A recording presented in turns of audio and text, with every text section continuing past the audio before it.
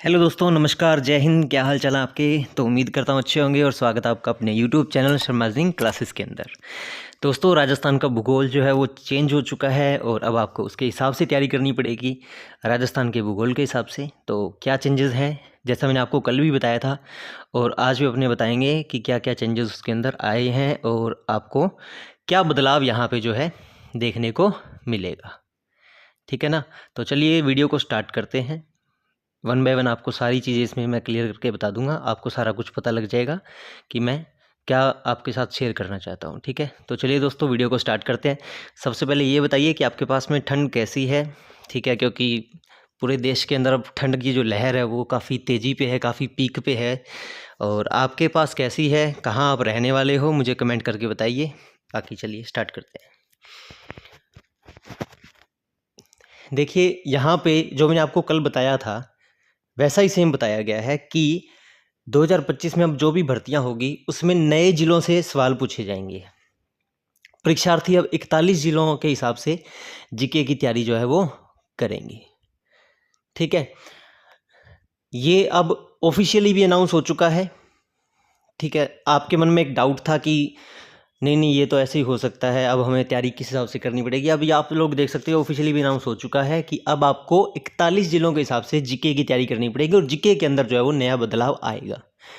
तो पुराने जीके के जो आपने पुराना जीके अगर आप पढ़ रहे हो तो ऐसा नहीं है कि उसको आप लोग छोड़ोगे कि हाँ नहीं नहीं अब ये हमारे काम नहीं आएगा। काम तो ये आएगा, बट आपको उन जिलों के बारे में थोड़ा सा कम पढ़ना पड़ेगा जो जिले हटा दिए गए हैं। ठीक है, यानी कि अब आपको थोड़ा अपने आप को अपडेट करना पड़ेगा। समझ रहे हो? अपडेट करना पड़ेगा इन द सेंस कि आपको देखना पड़ेगा कि कौन कौन से जिले हटा दिए हैं और उनसे क्या क्या क्वेश्चन आ सकता है, उसके हिसाब से आपको समझना पड़ेगा। ठीक है, जिले मैंने आपको सारे कल मैंने बता दिए थे कि कौन कौन से जिले, 9 जिले और 3 संभाग जो हैं वो हटाए गए थे। ठीक है, अब इसके अंदर 2025 में जो भी भर्तियां होगी, जैसे मान लो आरएएस की होगी, फर्स्ट ग्रेड टीचर की होगी, सेकंड ग्रेड टीचर की होगी, थर्ड ग्रेड टीचर की होगी, या फिर ईओआरओ की बात करें अपने, या फिर जेल प्रहरी भर्ती की बात करें, जेलर की भर्ती की बात करें, तो इन सब के अंदर उस सिरे से ही सवाल पूछे जाएंगे। इन सब के अंदर उसी सिरे से सवाल आएंगे। 41 जिलों के हिसाब से सवाल पूछे जाएंगे, ना कि 50 जिलों के हिसाब से।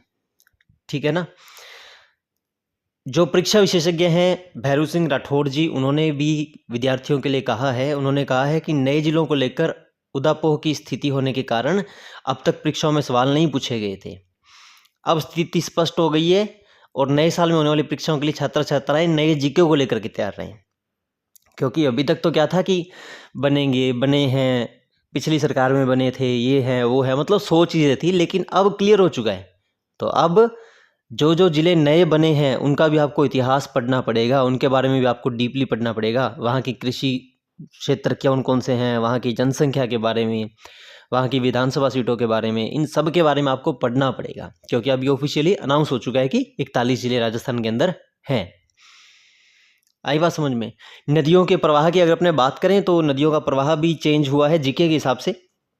ठीक है, पाकिस्तान के अगर अपने बात करें, पाकिस्तान से 1070 किलोमीटर सीमा जो है वो लगी हुई है राजस्थान की।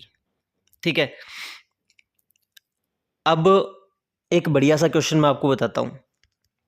अनूपगढ़ जब जिला बनाया था, अनूपगढ़ के पास भी पाकिस्तान की सीमा लगती थी।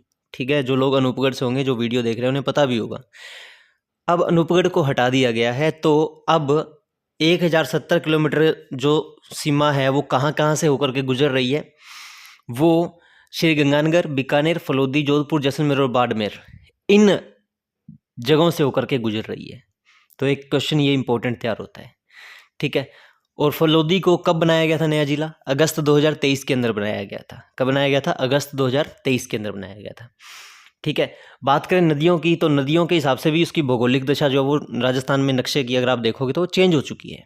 वो चेंज कैसे हो चुकी है कि लूनी, नर्मदा और कांतली नदियों के भाव क्षेत्र में परिवर्तन आएगा। जैसे मान लो पहले जो नदी जिस डिस्ट्रिक्ट से होकर गुजरती थी, अब अगर उसके रास्ते में जो डिस्ट्रिक्ट आ रहा था वो अगर ख़त्म कर दिया गया है, यानी कि उससे डिस्ट्रिक्ट का दर्जा छीन लिया गया है, तो आपको उसको अवॉइड करना पड़ेगा।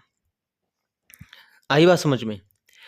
तो अब नर्मदा जैसे 3 की बजाय 2 जिलों में ही होकर के बहेगी, जैसे जालोर और बाड़मेर।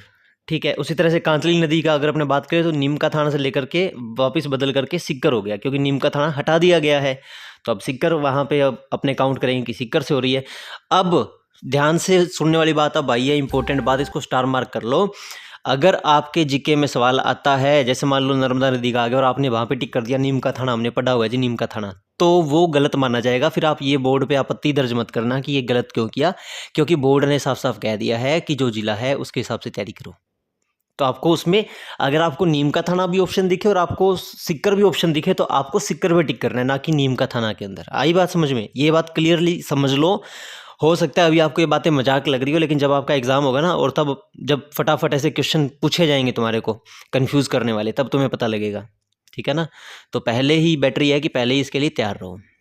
ठीक है दोस्तों, तो आई होप जो मैंने आपको समझाने की कोशिश की आपको समझ में आ गया होगा। अगर समझ में आ गया तो वीडियो को लाइक कर दो यार, किस बात का वेट कर रहे हो। और जो लोग चैनल पे पहली बार विजिट कर रहे हैं, चैनल को सब्सक्राइब करके बेल आइकन को दबा लो और शेयर जरूर कर देना वीडियो को, ताकि ये इंपॉर्टेंट वीडियो सभी लोगों तक पहुंच जाए जो कि प्रिपरेशन कर रहे हैं।